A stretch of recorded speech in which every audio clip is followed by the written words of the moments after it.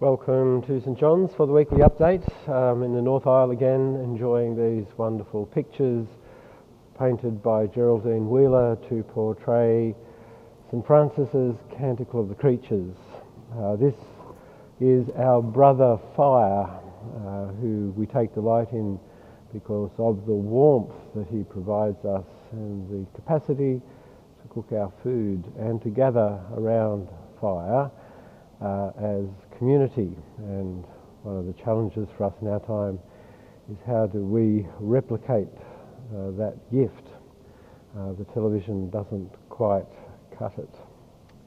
And on this side we have our sister Mother Earth, the one that sustains our every need and the one who sustains all creatures and the one who helps us build a global community of creatures called to celebrate our wonderful God. The COVID pandemic continues to shape our lives. Schools go back next week, and if you've read the directive to do with the schools, it's going to be a very complex time. We are far from the ends of this pandemic. I was shown some interesting and up-to-date research on the Omicron variant last night. That variant is, it turns out, as deadly as the original strain of coronavirus, and the reason why it isn't killing people and the difference between now and when the original virus appeared 2 years ago is simply vaccination. Vaccination does make a difference, and the more people who are vaccinated, the better we'll be and the sooner we'll get through this.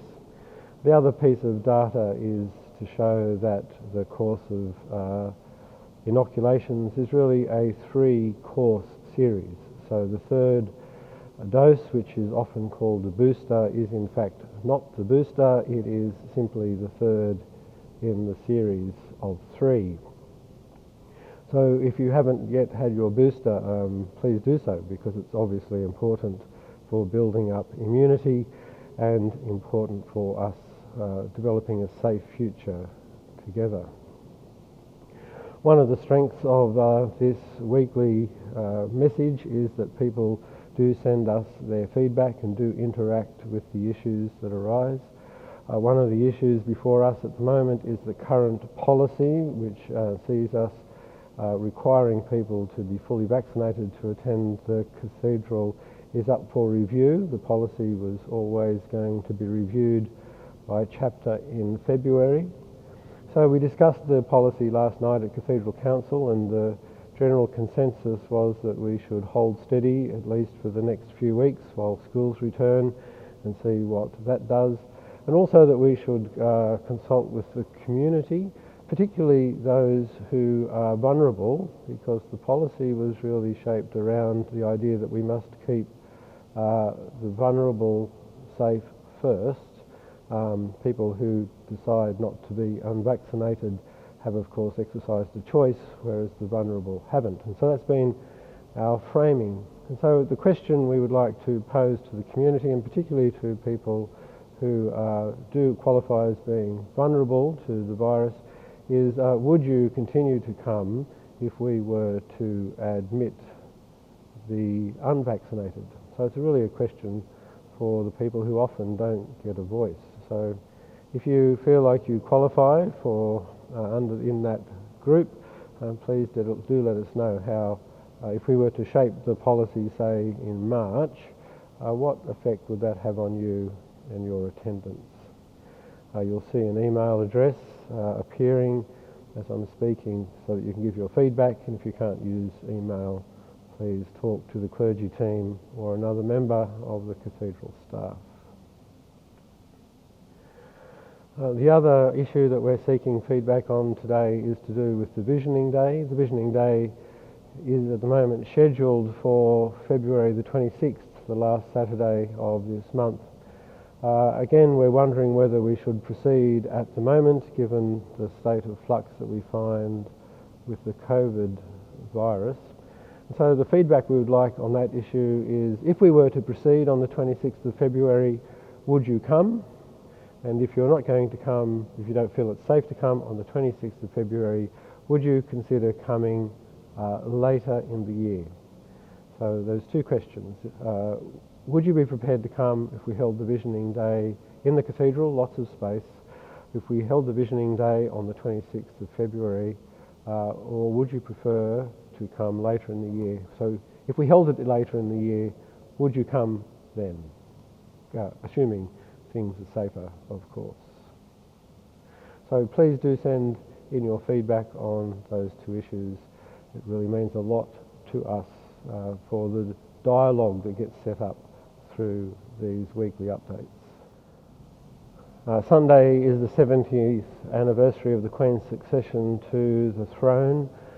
In the UK, most of the celebrations to do with her Platinum Jubilee will be happening in June, and here in Brisbane we've decided to do the same thing. Succession Day will be observed at Evensong on Sunday through the prayers and some of the music.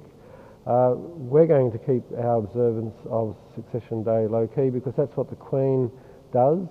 Of course, the day she succeeded to the throne is the day her father died, and she had a very deep and loving relationship with her father, and so for her it's a day that has painful memories associated with it. So for her it's a low-key day. We're going to honour that the way she observes a Succession Day, and then in June we're going to have a special service to celebrate the 70th anniversary of the coronation. So that's where in Brisbane the main focus lies, and given where we are in the COVID pandemic, it's probably a good thing that that's the way it aligns this year.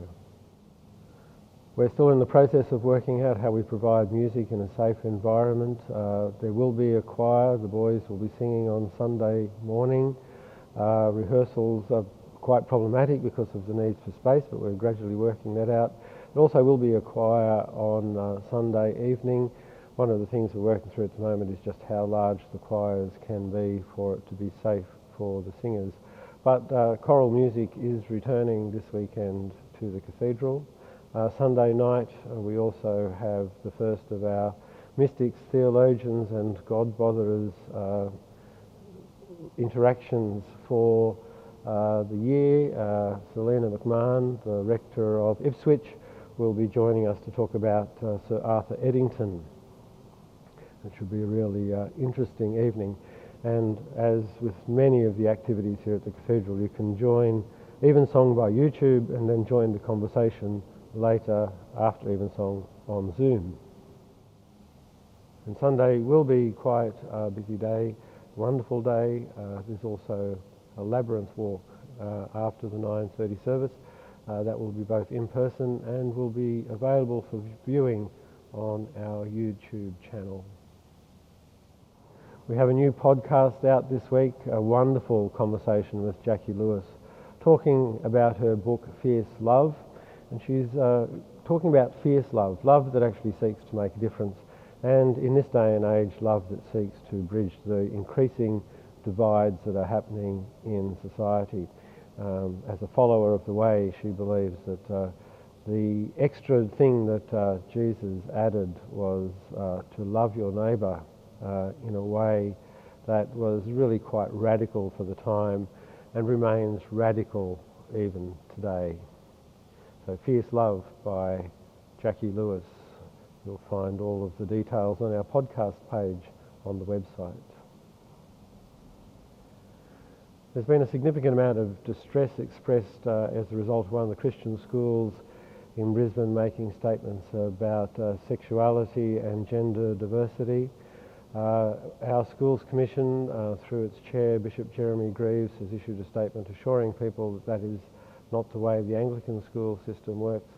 And in fact, Synod a couple of years ago passed a resolution affirming the work of Anglican schools and the way that they embrace and encourage people of diverse sexuality and gender.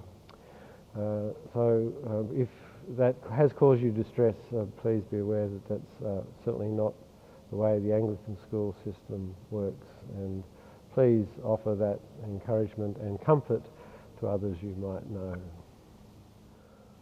Lots of opportunities to be together this week. Tuesday morning we have Zoom coffee. Tuesday evening we have meditation.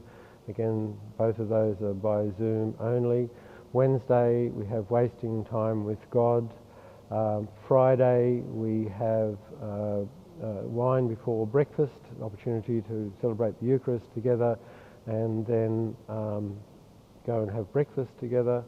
At 10:30 on Friday, Saints on a Mission returns for the year, a wonderful opportunity to explore some of the interesting people who make up the Christian family and the communion of saints that surrounds us. Thank you for the feedback you give us. Thank you for your prayers. Thank you for the way you are caring for one another. And also thank you for the way in which you as members of our community are reaching out beyond our community to care for others. I hear wonderful stories of people looking out for neighbours and friends, of just taking notice of what's happening in the local community. It's one of the strengths of being a community that disperses during the week, is that we spread ourselves out in order to make a difference in the world. Peace be with you.